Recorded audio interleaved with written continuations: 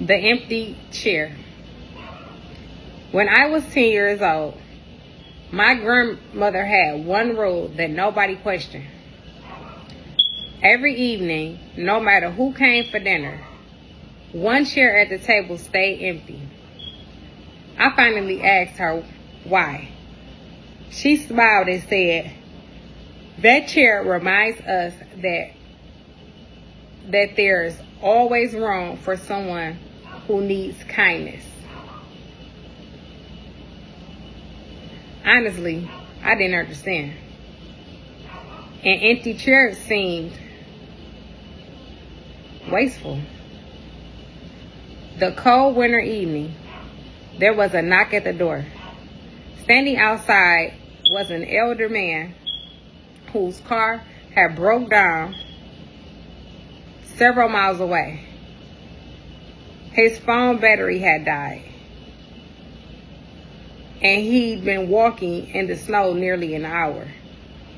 Without hesitation, my grandmother opened the door, welcomed him inside, and pointed to the empty chair. "There you are," she said with a smile. "We've been saving you a seat." The man looked surprised, then relieved, then grateful.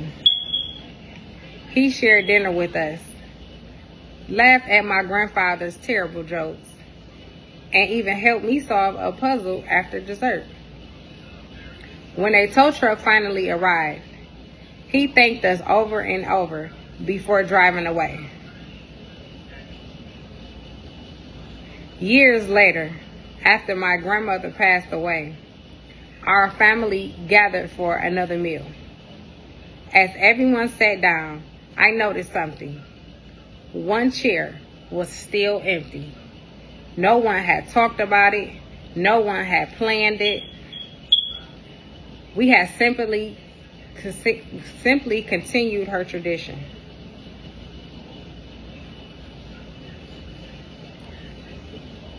Now, whenever I set my table, I think about that chair. It reminds me that kindness doesn't always require money or grand gestures. Sometimes it begins by making space. Space for a stranger, space for a friend, or space for someone who simply needs to know they belong.